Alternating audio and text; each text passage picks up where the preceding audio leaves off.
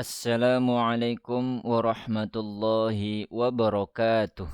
Bagaimana kabarnya anak yang soleh dan soleha? Semoga kalian semua tetap dalam keadaan sehat dan selalu dalam lindungan Allah Subhanahu wa Ta'ala. Kembali lagi kita belajar dari rumah untuk mata pelajaran Pendidikan Agama Islam dan Budi Pekerti Sekolah Dasar kelas 5. Bagi kalian yang belum subscribe, silahkan tekan tombol subscribe terlebih dahulu. Dan silahkan absen dengan cara tulis nama dan asal sekolah kalian di kolom komentar terlebih dahulu. Mari kita berdoa kepada Allah Subhanahu wa Ta'ala agar diberi kemudahan dalam belajar dan mendapatkan ilmu yang bermanfaat. Bismillahirrahmanirrahim. Raditu billahi rabba wa bil islami dina wa bi muhammadin nabiyya wa rasula rabbi zidni ilman warzuqni fahman. Anak-anakku yang soleh dan soleha, pada pertemuan hari ini kita akan belajar dengan materi mengenal kitab-kitab Allah Subhanahu wa Ta'ala. Sebagai orang yang beriman, kita harus mempercayai kitab-kitab lain yang diturunkan Allah Subhanahu wa Ta'ala. Iman kepada kitab-kitab Allah merupakan rukun iman yang ketiga. Perintah Allah Subhanahu wa Ta'ala untuk beriman kepada kitab-kitabnya terdapat dalam surah An-Nisa ayat 136. Bismillahirrahmanirrahim. Ya ayyuhalladzina amanu aminu billahi wa rasulihi wal kitabil ladzi nazzala ala rasulihi wal kitabil ladzi anzala min qabl. وَمَنْ يَكْفُرْ بِاللَّهِ وَمَلَائِكَتِهِ وَكُتُبِهِ وَرُسُلِهِ وَالْيَوْمِ الْآخِرِ فَقَدْ ضَلَّ ضَلَالًا بَعِيدًا. Yang artinya, wahai orang-orang yang beriman, tetaplah beriman kepada Allah dan Rasul-Nya Muhammad, dan kepada kitab Al-Quran yang diturunkan kepada Rasul-Nya, serta kitab yang diturunkan sebelumnya. Barang siapa ingkar kepada Allah, malaikat-malaikatnya, kitab-kitabnya, Rasul-Rasulnya, dan hari kemudian, maka sungguh orang itu telah tersesat sangat jauh.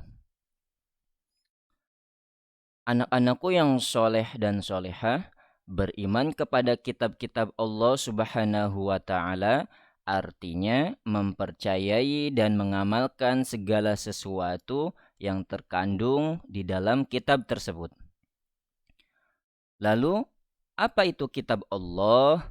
Kitab Allah Subhanahu wa Ta'ala adalah kumpulan firman Allah yang diwahyukan kepada para rasul melalui malaikat Jibril untuk disampaikan kepada umatnya dan dijadikan pedoman atau petunjuk hidup agar selamat dan sejahtera di dunia dan akhirat.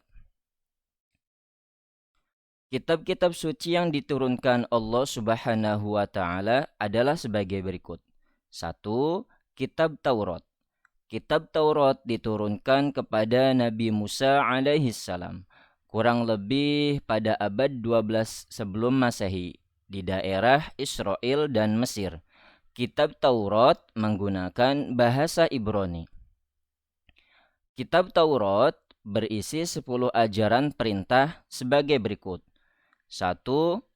Hormat dan cintailah Allah yang Maha Esa. 2. Sebutlah nama Allah Subhanahu wa Ta'ala dengan hormat. 3. Sucikanlah hari Sabtu. 4. Hormatilah ibu dan bapakmu. 5. Jangan membunuh. 6. Jangan berbuat zina. 7. Jangan mendekati atau ingin berbuat zina. 8. Jangan mencuri. 9. Jangan berdusta. Dan 10. Serta jangan mengambil hak milik orang lain. Kitab yang kedua adalah Kitab Zabur. Kitab Zabur diturunkan kepada Nabi Daud alaihissalam ketika beliau menduduki tahta sebagai Raja Bani Israel pada abad 10 sebelum Masehi di tanah Kanaan. Zabur dalam bahasa Arab disebut Mazmur, yang artinya nyanyian. Kitab Zabur berisi 150 nyanyian yang mengungkapkan kisah Nabi Daud alaihissalam. Kisah tersebut meliputi permohonan ampun atas dosanya, sukacita, kemenangannya atas musuh, dan kemuliaan Allah Subhanahu wa Ta'ala. Yang ketiga adalah Kitab Injil. Kitab Injil diterima oleh Nabi Isa alaihissalam sekitar abad 1 Masehi di Yerusalem. Dalam bahasa Yunani, Injil berarti kabar selamat, pelajaran yang baru, atau kabar gembira. Secara umum, isi pokok dari kitab Injil yaitu perintah kembali pada tauhid yang murni, ajaran yang menyempurnakan kitab Taurat, pembenaran terhadap kitab-kitab Allah Subhanahu wa Ta'ala yang diwahyukan sebelumnya, serta ajaran agar hidup sederhana dan menjauhi sifat tamak. Yang terakhir adalah Kitab Al-Quran. Kitab Al-Quran diturunkan kepada Nabi Muhammad SAW pada abad ke-6 Masehi di Mekah. Peristiwa turunnya ayat Al-Quran atau dikenal dengan Nuzul Quran terjadi pertama kali ketika Nabi Muhammad SAW menyendiri di Gua Hiro, Mekah. Turunnya Al-Quran menandai awal diangkatnya Nabi Muhammad SAW sebagai Rasulullah atau utusan Allah Subhanahu wa Ta'ala. Usia beliau saat itu genap 40 tahun. Al-Quran terdiri dari 114 surat, 30 juz, 6.236 ayat. Al-Quran diwahyukan kepada Nabi Muhammad sallallahu alaihi wasallam dengan berangsur-angsur selama 22 tahun, 2 bulan, dan 22 hari. Sebagai pedoman hidup, Al-Quran mengatur hubungan manusia dengan Allah Subhanahu wa Ta'ala, hubungan manusia dengan manusia, hubungan manusia dengan alam seperti hewan dan tumbuhan, serta hubungan dengan dirinya sendiri. Al-Quran menyempurnakan seluruh hukum-hukum Allah Subhanahu wa Ta'ala yang terdapat dalam kitab-kitab yang diturunkan sebelumnya. Ia diturunkan untuk seluruh umat manusia sebagai rahmat bagi semesta alam atau disebut juga rahmatan lil alamin. Anak-anakku yang soleh dan soleha, materi selanjutnya adalah kitab Allah Subhanahu wa Ta'ala membawa ajaran terpuji. Pertama, ajaran terpuji kepada Sang Pencipta, yaitu Allah Subhanahu wa Ta'ala. Perhatikan gambar berikut ini. Ada seorang anak sedang melakukan ibadah sholat. Kemudian ada anak sedang berdoa kepada Allah Subhanahu wa Ta'ala dengan mengangkat tangan. Hal tersebut merupakan salah satu ajaran terpuji atau berperilaku kepada Allah Subhanahu wa Ta'ala. Yang kedua, ajaran terpuji kepada sesama manusia. Perhatikan ilustrasi gambar berikut ini. Ada anak saling bersalam-salaman sesama teman. Hal itu dilakukan atau menandakan bahwa mereka tidak memiliki dendam dan rukun satu sama lain. Kemudian, ada anak sedang menolong teman yang terjatuh dari sepeda. Perilaku tersebut merupakan salah satu contoh ajaran terpuji kepada sesama manusia. Ketiga, ajaran terpuji kepada hewan dan tumbuhan. Perhatikan ilustrasi gambar berikut. Ajaran terpuji kepada hewan yaitu ada anak sedang memberikan makanan kepada ayam di halaman rumah. Misalnya, yang lain ketika anak semua memelihara kucing, maka anak-anak harus merawatnya dan memberi makan setiap hari.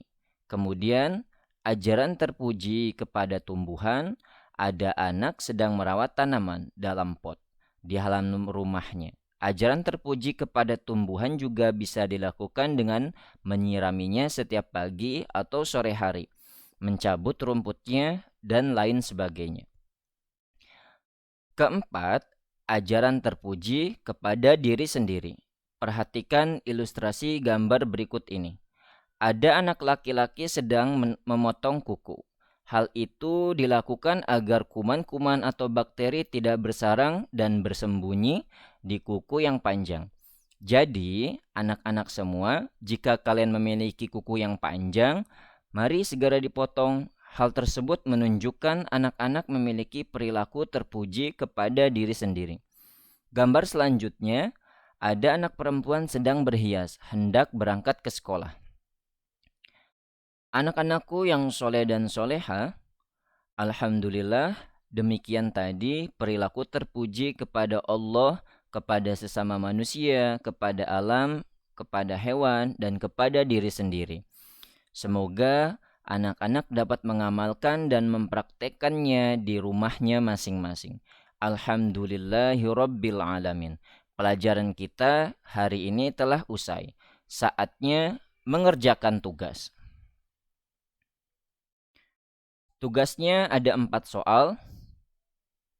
Di situ ada pertanyaan dan ada kolom untuk jawabannya. Seperti contoh, nomor 1, contoh ajaran terpuji kepada Allah Subhanahu wa Ta'ala. Kalian bisa mengisinya dengan sholat, mengaji, dan lain-lain. Dan nomor 2, berikan jawabannya. Nomor 3, dan sampai nomor 4. Selamat mengerjakan dan tetap jaga kesehatan. Mari kita akhiri dengan berdoa. Subhanaka Allahumma wa bihamdika ashhadu an la ilaha illa anta astaghfiruka wa atubu ilaik. Wassalamualaikum warahmatullahi wabarakatuh.